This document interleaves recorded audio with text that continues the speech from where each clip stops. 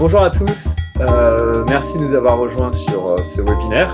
Donc aujourd'hui, on a le grand plaisir d'accueillir Corentin Lallet. Bonjour à tous, bonjour Cédric. Bonjour Corentin.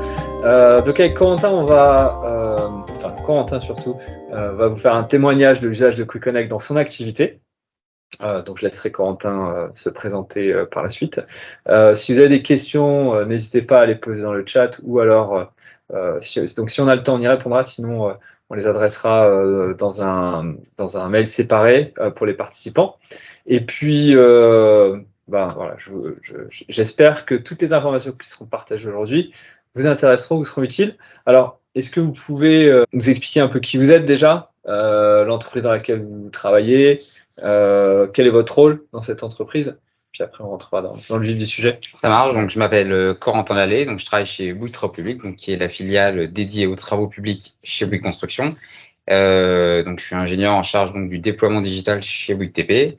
Donc, concrètement, mon rôle, c'est au quotidien, c'est déployer et accompagner nos projets dans l'usage des outils digitaux sur nos projets, donc pour les aider à construire mieux, autrement, gagner du temps, être plus efficace et être plus performant au global. D'accord. Et aujourd'hui, les principaux projets, est-ce qu'on peut avoir une idée des projets de construction sur lesquels vous pouvez intervenir pour les digitaliser? Alors aujourd'hui, chez Bouygues Travaux Publics, on a deux typologies de projets. On va dire qu'on a nos projets régionaux qui peuvent être à la fois du fonds de commerce ou des grands projets en région. Donc ça va être des ponts, des ouvrages, des passages sous des voies de chemin de fer. Donc c'est ce qui constitue, on va dire, des lots courants qu'on remporte, mais donc ça va être des projets de l'ordre de la dizaine de millions d'euros en général, en moyenne.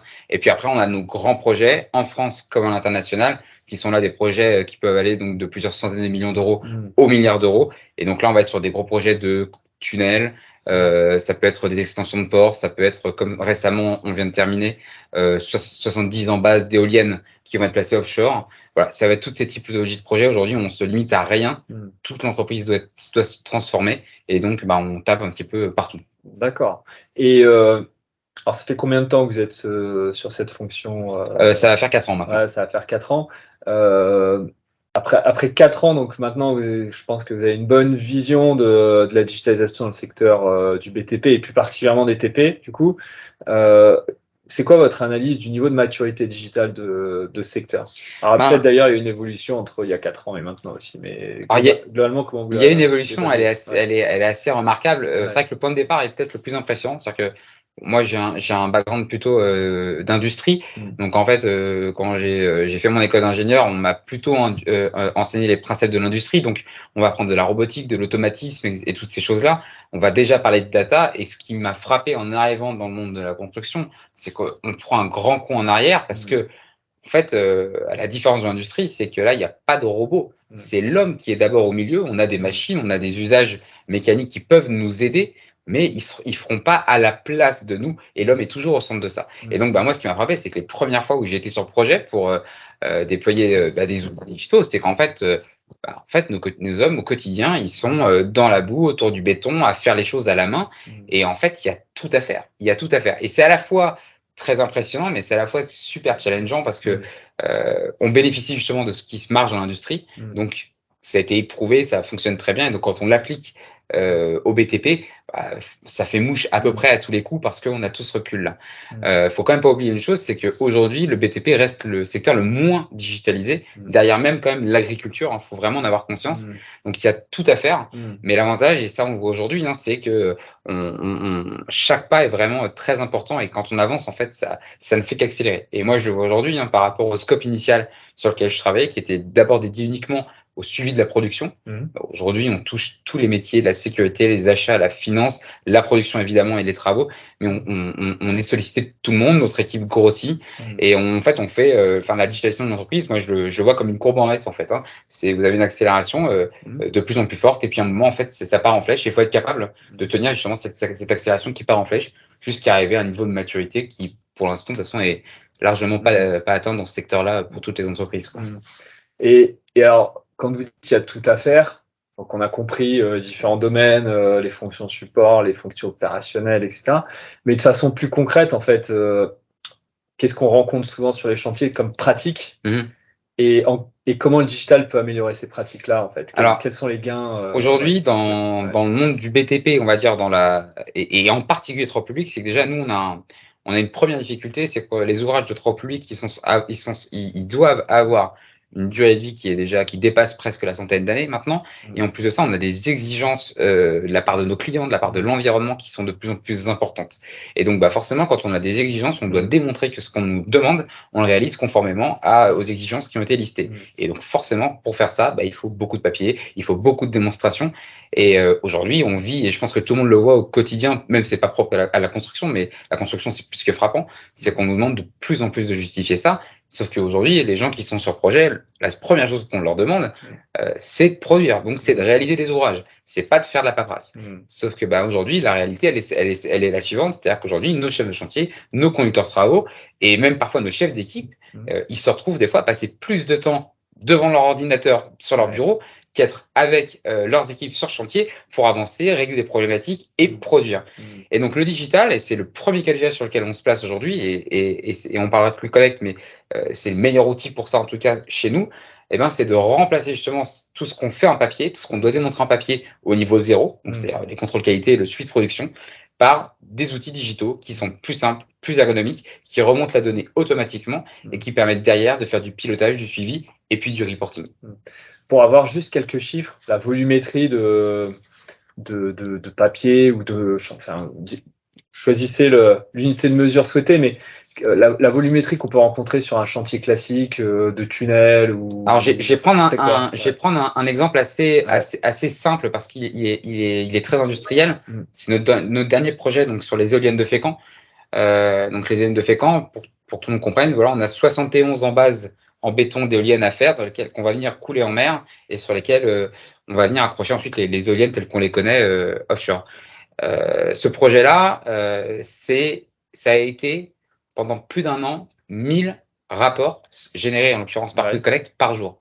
1000 rapports, c'est alors le projet évidemment il est amené jusqu'à 900 personnes mobilisées, on va dire au plus haut niveau, mais 1000 papiers à remplir par jour. Et donc on s'est reposé plein de fois la question avec des chefs de chantier et ils nous ont dit, mais si on avait dû faire sans papier, on l'aurait pas fait.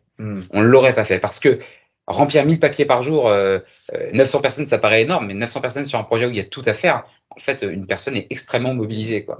Et donc aujourd'hui, ce projet, il a généré près de 150 000 rapports qui doivent derrière quand même être archivés dans des dossiers, dans des serveurs pour être donnés à EDF. Et on a fait tout un bout en bout justement sur le projet pour que tous les rapports, au moment où ils sont validés sur l'application par le compagnon, le chef de chantier ou le conducteur de travaux, il est automatiquement déjà intégré avec le client.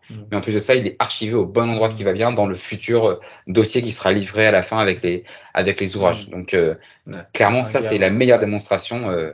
Est-ce que vous avez essayé d'estimer le gain lié à l'usage je dirais, pour l'instant, sans parler de Quick Connect, mais le gain lié, le gain du digital par rapport au papier sur, par exemple, la rédaction d'un rapport. Alors, on va dire qu'on peut le mesurer de deux façons. Avant de rentrer dans les chiffres, le premier gain qu'on va avoir, c'est un gain de temps. Ça, c'est indéniable, même à la limite qu'il soit quantifiable ou pas. Le plus important, c'est que la personne qui l'utilise s'en rende compte qu'il gagne du temps. Et l'avantage, alors là, je vais faire un petit trait d'humour, mais l'avantage en BTP, c'est que comme c'est un monde humain, c'est un monde où les choses se disent clairement. Et si l'outil qu'on vient apporter n'apporte pas quelque chose en plus, en l'occurrence un gain de temps, les gens ne l'utiliseront pas. Ça, c'est le gros avantage de ce milieu-là. Et donc déjà, ce qu'aujourd'hui on remarque, c'est plus on déploie l'application. Aujourd'hui, l'application, ça fait, les outils digitaux, même on gère chez BTP, ça fait maintenant près de 4 ans et demi qu'on les déploie de plus en plus massivement sur tous nos projets. France Internationale, à peu près à la même vitesse. Aujourd'hui, on a quasiment 80%, voire même 85% de nos projets qui utilisent des outils digitaux de façon quotidienne dans nos usages. Donc, ça veut dire qu'on a un vrai élan là-dessus sans avoir de note directive qui dit que c'est comme ça et pas autrement. Après, évidemment, c'est important aussi de chiffrer les choses parce que quand on utilise des usages, c'est aussi important de savoir si on va dans le bon sens ou pas. On a posé la question à nos équipes un petit peu partout et en fait, ce qu'on retrouve, c'est que l'usage du digital dans le quotidien par rapport à l'usage papier, ça va faire gagner en moyenne à peu près 10 minutes par, en l'occurrence, formulaire, si on parle d'outils de formulaire, 10 minutes par formulaire rempli versus le process en papier. Un process en papier, attention, c'est pas juste je entreprendre une feuille et remplir un formulaire. C'est j'imprime ma feuille, je l'amène sur mon lieu sur lequel je vais la remplir, je la remplis, je la passe à la personne suivante qui lui va peut-être faire des corrections, les annoter ou me la renvoyer. Ensuite, je repasse derrière à la troisième personne, un contrôle externe, un client. Après, voilà, la validation telle qu'on l'a beaucoup nous dans nos métiers. Et puis après, il faut la ramener à la base vie, il faut l'archiver dans le classeur, et puis aussi il faut penser à la scanner pour l'archiver en deuxième sauvegarde sur le cloud. Ça, c'est un process qui peut prendre. Et là, il faut avoir la chance de ne pas avoir perdu la feuille d'ici là, soit dans le lave-linge ou parce que le chien l'a mangé le soir en rentrant. J'imagine les problèmes de lisibilité. Bien sûr. On a écrit de façon manuscrite. C'est ça le vrai sujet. C'est assez marrant parce que c'est ce que le digital a mis en avant et qu'on n'a pas voulu voir forcément avant. C'est que parfois le digital, par contre, nous remonte des fois des erreurs qui sont des erreurs humaines en l'occurrence. Et certains ont l'impression de les découvrir, à se dire mais il faut que nos outils aient la flexibilité aussi de nous permettre de corriger les erreurs humaines. C'est vrai. Mais en fait, le digital nous permet aussi de montrer l'importance de la formation et de l'implication des gens en amont pour justement avoir également cet effet entonnoir qui est que tout ce qu'on peut avoir comme erreur de saisie humaine, on puisse le fiabiliser avant en formant, en accompagnant les gens. Et ça, c'est la clé dans le digital. Et ce qui fera que derrière, on pourra gérer le pourcentième, on va dire, d'erreurs possibles. Et ça, on s'en était jamais vraiment trop soucié parce que quand on est en papier, on voit l'erreur qu'à partir du moment où on veut aller la chercher. Alors que le digital, on nous donne tout et là, l'erreur, elle est sous les yeux et on la voit et on voit que ça. Bien sûr. Alors, si on bascule un peu sur Quick Connect, en quoi justement Quick Connect ça a été le bon outil pour vous? Pourquoi est-ce que ça vous a permis d'accélérer? Pourquoi vous avez choisi cet outil-là? Bon, d'abord, il y en avait d'autres, mais c'est vrai qu'on a choisi d'avoir cette application pour ça, c'est parce que c'est une application mobile. Et aujourd'hui, en fait, on va pas se mentir, tout le monde aujourd'hui a un téléphone portable sur soi, on a même des tablettes maintenant sur notre projet. Et l'avantage, c'est qu'aujourd'hui, quand on a besoin de faire une opération de contrôle, de suivi, l'avantage, c'est que quand on doit la faire au bon moment, on sort son téléphone, on va sur l'application et on peut prendre une photo. On a cette notion d'instantanéité qui est cruciale en fait. Et d'ailleurs, le gain de temps, il vient de là, puisque tout ce qu'on faisait avant, on est obligé de le faire au moment où on est disponible, alors que l'application nous permet de le capturer le moment là où c'est bon. Donc d'abord, c'est parce que c'était une application mobile. Le deuxième gros avantage de Quick Connect, et là, c'est ce qui vraiment le met beaucoup plus en avant par rapport à d'autres, c'est que c'est une application qui est no-code, c'est-à-dire qu'on a toute la flexibilité, nous, d'être administrateur de l'application, donc on crée nos utilisateurs, on fait nos propres designs, on ajuste, on paramètre, on forme tout le monde et on fait tout en interne, et on n'a pas besoin d'avoir de développeurs et de payer des développeurs pour le faire. Et ça, c'est le gros atout de ça. Et puis, on va dire que le troisième élément qui est arrivé, on va dire, naturellement après, c'est qu'avec toute l'équipe aussi qu'il y a derrière côté Quick Connect, c'est qu'on a une vraie réponse en fait à nos problématiques. Ils sont très disponibles et en plus ils ont une certaine expertise dans l'accompagnement sur les sujets de la construction. Donc ça veut dire qu'on parle le même langage. C'est-à-dire qu'on arrive à avoir un bon convertisseur entre le langage informatique ou de la data et le langage, on va dire, chantier, qui est plutôt sur les besoins. Et ça, c'est vrai que quand on met les trois ensemble, ça match à tous les coups. D'accord. Donc il y a effectivement une expertise métier dans les équipes Quick Connect. Bon, je pense que la plupart des collaborateurs Quick Connect viennent de là, donc ça fait la force et j'entends que ça apporte satisfaction, donc tant mieux. L'outil, vous avez dit, c'est un outil no-code, donc ça apporte la capacité de développer vous-même les formulaires.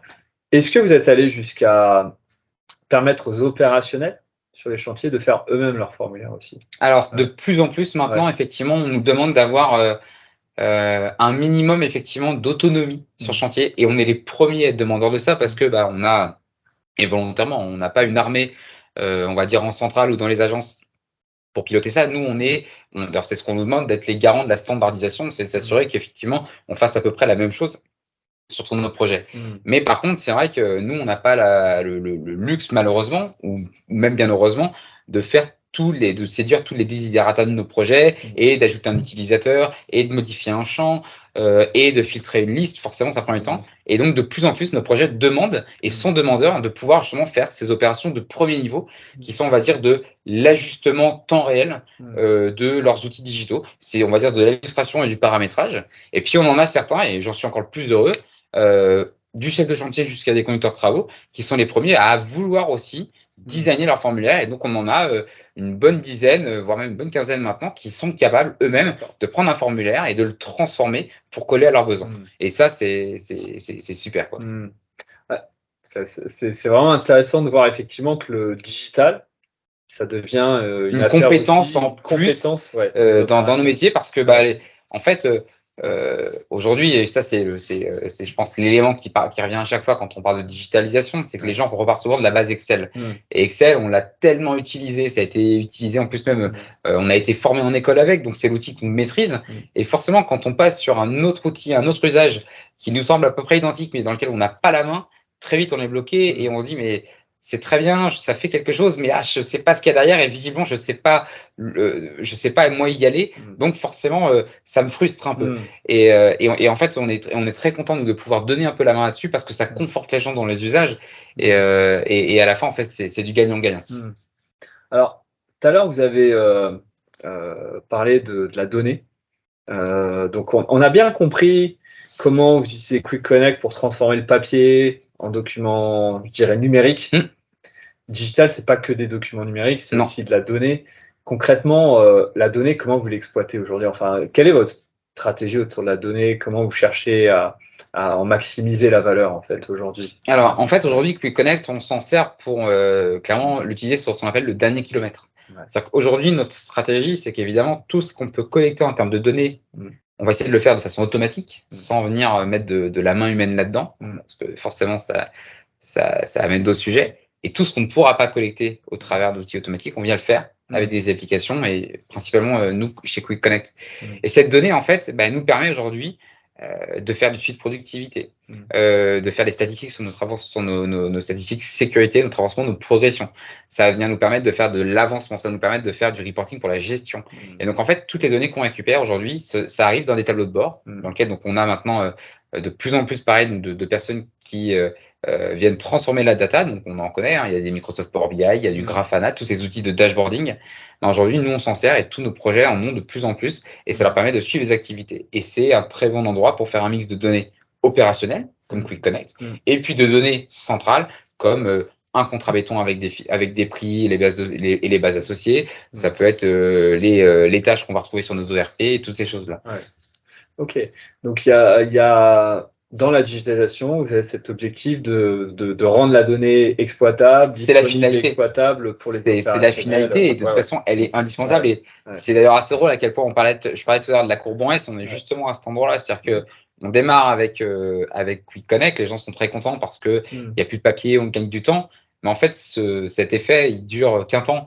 Et à la fin, les gens, ils sont avides. D'ailleurs, comme aujourd'hui, on voit le nombre d'émergence d'applications ou de réseaux sociaux qui n'en finissent plus. C'est pareil dans les entreprises. C'est-à-dire que vous donnez un peu de liant, un peu à manger, et puis en fait, les gens très vite en veulent plus. Et aujourd'hui, les outils de dashboarding, c'est indispensable. Et combien aujourd'hui de chefs de chantier disent non, mais je sais que j'aurai Quick Connect, son projet, c'est pas le sujet. Par contre, j'ai besoin de suivre telle activité. Il va falloir qu'on récupère cette donnée-là. Il va falloir que j'ai tel indicateur. Et c'est là où, effectivement, on a tout gagné parce que les gens ont complètement dépassé le stade de l'outil, même si l'outil est important parce que c'est lui qui remonte l'information au quotidien. Mais ce que les gens veulent aujourd'hui, et c'est ce qu'ils visent, c'est le cran d'après, c'est l'utilisation de la data. Et c'est ce qui nous permet aujourd'hui de travailler pour être plus performant, plus efficace, ou voir évidemment là où on a des défauts, où on perd du temps, où on n'est pas optimum, pour pouvoir plus vite réagir. C'est tout l'intérêt de la digitalisation de toute façon. Comment vous voyez le futur? Si on essaye de se projeter un petit peu, on va au-delà de l'usage actuel. Et la question, en fait, je la poserais bien, même pour deux aspects. Je dirais l'usage de Quick Connect. Alors, on va se donner un futur relativement proche. Et puis, j'aimerais bien avoir votre vue sur comment vous voyez la construction dans, j'en sais rien, 10 ans. Comment le digital, en fait, participera finalement à l'effort de construction, au processus en fait de construction. Voilà, c'est quoi votre vision là-dessus? Alors c'est vrai que c'est compliqué parce que on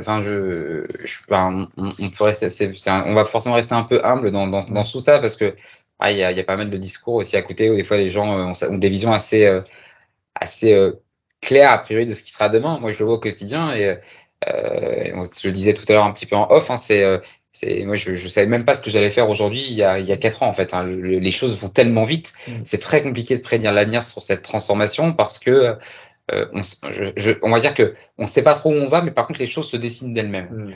Après, ce qui semble en tout cas se dessiner a priori dans l'univers de la construction, en regardant aussi avec les sous-traitants avec lesquels on travaille, avec nos clients, avec nos partenaires, c'est que on va de plus en plus arriver vers une façon de travailler où la data ne va pas enfin, elle peut essayer aujourd'hui de nous servir comme guide, mais elle va de plus en plus être partie prenante de notre façon de travailler. C'est-à-dire que, je vais te donner un exemple très concret dans le monde de la construction. Quand on commence à intégrer des données de planning, c'est-à-dire par rapport à ce qu'on doit faire versus notre avancement réel, et être capable de recalculer automatiquement nos dates d'atterrissage, notre façon d'optimiser notre planning, nos tâches du lendemain, et dire, bah voilà, en fait, ce qu'on avait prévu, et ben en fait, ça va être comme ça. Et puis même en phase amont d'un projet, d'être capable de dessiner tous les scénarios possibles et imaginables en fonction du nombre de personnes qu'on a, de notre de notre façon de travailler et de nos machines qui sont à disposition, de leur autonomie, etc. En fait, on va être capable de demain d'arbitrer, de prendre des choix ou même de décider parce que la data nous aura montré que c'est comme ça qu'il faut faire et qu'il y a tous les arguments sont sur la table. Ça, aujourd'hui, on n'y est pas encore, mais petit à petit, moi, de ma fenêtre, j'ai l'impression qu'on se redirige là-dessus. Et après, si on reste plus concret, plus terre à terre sur le terrain, alors je ne sais pas si c'est là où on va, mais en tout cas, de toute façon, je pense que c'est nous, notre guideline chez Bouygues Travaux Publics, c'est qu'il faut qu'absolument que l'usage de la data sur nos projets à tout niveau permettre aux gens de se recentrer sur leur vraie valeur ajoutée qui est la construction, produire, former, accompagner, produire mieux, être plus performant et être plus efficace que de passer du temps à faire du reporting et à se justifier. Et ça, on pourrait y arriver que si la data circule et passe aux bonnes personnes, aux bons endroits, avec les bons traitements. Et ça, c'est typiquement ce qui nous anime aujourd'hui, c'est de nous assurer que ce qu'on collecte sur le terrain, c'est bien dispatché à toutes les bonnes personnes qui en ont besoin pour décider, pour réfléchir, pour analyser et pour ensuite donner une vision de leur propre activité et de voir si on va au bon endroit. Et petit à petit, je pense qu'on arrivera là-dessus. Est-ce que il y a une thématique qui ressort de temps en temps, ce qu'on appelle l'entreprise étendue. C'est le fait, quelque part, de partager les mêmes systèmes ou les mêmes données avec des différentes parties prenantes intervenant dans le cadre de la construction sur un chantier. Il y a des fournisseurs, parfois des partenaires, des entreprises qui interviennent en même temps que Bouygues TP sur des chantiers. Il peut y avoir des fournisseurs. Les clients aussi sont évidemment une partie prenante.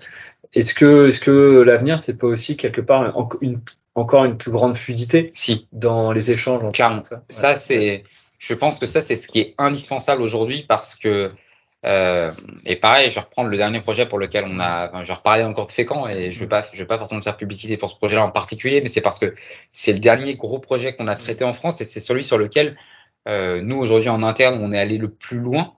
On avait deux autres partenaires, CIPM et Boskalis, et EDF était notre client.